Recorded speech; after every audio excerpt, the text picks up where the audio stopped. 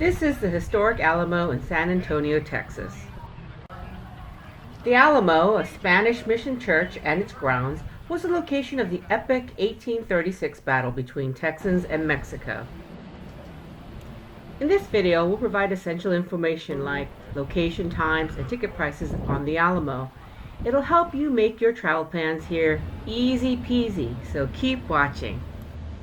Like this video and write a comment. We really want to hear from you so that we can keep improving our content. Welcome to Hipfig. If you're a travel enthusiast, then join our community by subscribing to this channel. This is Hipfig's San Antonio, Texas series, and this episode is the Alamo, located in downtown San Antonio, Texas. The Alamo is located in downtown San Antonio at 300 Alamo Plaza. It's open daily from 9 a.m. to 5:30 p.m. and closed Christmas Day. We arrived in downtown San Antonio and found a parking garage. Parking is a bit pricey, but there are reasonable street parking around Alamo Plaza, but there is no direct parking lot for this attraction when we visited. Once we parked our car, we walked to Alamo Plaza past the Riverwalk, which we'll talk about later in another video. Once you arrive in Alamo Plaza, there is a kiosk that you can purchase tickets, but it's best to buy time tickets online so you don't have to wait around. It was cold and windy on the day that we visited, and so it's a good thing that we had time tickets. Tickets to enter the church and grounds are free, but if you wish to enter the Ralston Family Collection Center, it's an additional fee. The Ralston Family Collection Center is open from 9 a.m. to 5 p.m. and the entrance fee is $14 per adult. The Ralston Family Center is located behind the Alamo Church. Unfortunately, we have no videos of the inside of the church due to the Alamo's video policy, and we wanted to honor that. Here's an interesting fact. Did you know that during the Battle of the Alamo, there was no roof built yet?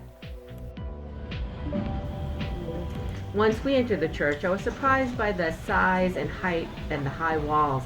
I thought it would be smaller, but it was much bigger than I imagined in my mind, and there were several side rooms as well. The east side of the apse wall of the building is somewhat lower, and there's a ramp of earth that's piled up against the wall in order to place a cannon at that location. So that was interesting. Once we were finished walking around inside, we exited to the back, which leads to the gift shop. We made our way through the gift shop and turned right to the Alamo's Living History encampment behind the church. There are period-dressed staff known as living historians who offer hands-on demonstrations about daily life at the time of the Texas Revolution.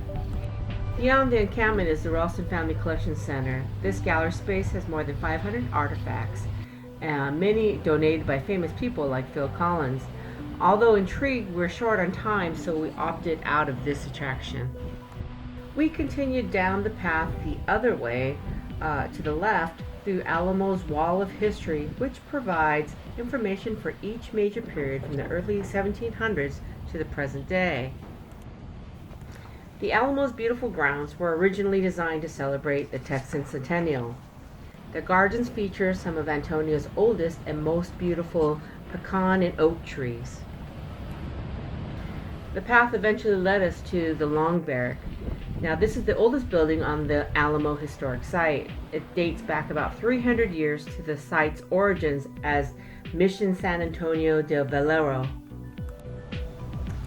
This building originally served as the quarters and offices of the Spanish missionaries, and during 1836, during the Battle of the Alamo, many of the members of the Alamo garrison withdrew into this building where they made their last stance against Santa Anna's soldiers.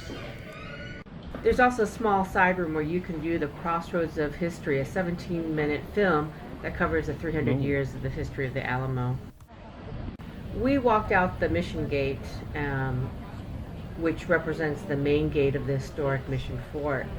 Outside the gate, we exited to the front of the church. When we got there, there was a special demonstration and celebration, but usually there's a musket firing demonstration which takes place on Fridays, Saturdays, and Sundays at 11:30 a.m. and 1:30 p.m. In this area. While you're here, there's a few things to look out for. Look out for the Alamo cats who patrol the complex, defending the Alamo from pesky rodents and greeting visitors from around the world. And don't miss out on the replica of the 18-pounder cannon on display at the southwest corner of the Alamo on a period-correct handmade carriage. This attraction will take you an hour or more depending on your interest, but if you're a history buff, this is definitely a must-do.